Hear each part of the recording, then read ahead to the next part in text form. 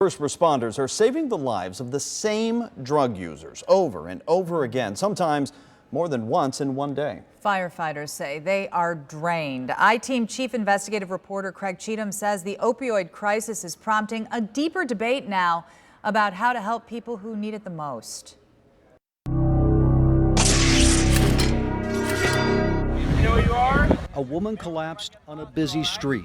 She's foaming at the mouth and barely able to move. Man, we're gonna run you up to the hospital, all right? It's Friday afternoon, July 7th, in the Price Hill neighborhood, and it's the third time Cincinnati firefighters have responded to a call about her overdosing. Do you want the purse or you want me to I'll get it. This time, her boyfriend says she had swallowed painkillers with alcohol.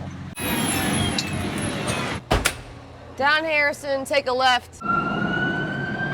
Last year, city emergency responders had 2,365 runs for overdoses.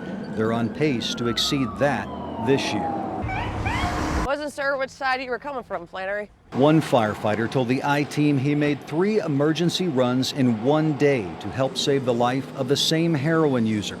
The I-Team learned that one user overdosed and was revived at least 21 times during the first 5 months of this year. My honest opinion is I don't think there ever will be a solution. Firefighter paramedic Damara Hunt says repeated runs to the same addicts is a drain on firefighters and the system. The misconception is that it affects only a certain type of person. It affects everybody. What she look like? Many first responders and government officials say the problem is so bad it may be time to change the law so that frequent overdosers can be involuntarily committed if a judge determines they are a danger to themselves and others. It's certainly something we're looking at. Hamilton County Commissioner Denise Driehaus is the chair of the Hamilton County Heroin Coalition. So we've got these strains on the whole system, and so if we can't figure out how to address those that are overdosing the most multiple times and try to figure that piece out, we're going to continue to have that kind of strain. What'd you do the last time you were here? I got high the last time I was here. Becky Kohake says she overdosed a dozen times. We met her in Mount Airy Park.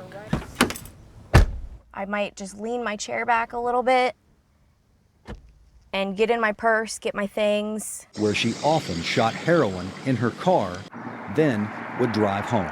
It's terrifying. Now sober for 6 months after completing treatment, Kohake says it makes sense to emphasize a fast and forceful response to address the needs of drug users who put the biggest strain on the system. If somebody, were to involuntarily lock me up and my head, got cleared up and I was able to think straight and actually take in what's being given to me, I think that would help a lot, honestly. But many experts say involuntary commitment and forced treatment are unlikely to break an addiction. With thousands of overdoses expected again this year in the tri-state, the costs keep climbing, and all of us are paying for it. Craig Cheatham, 9 on your side.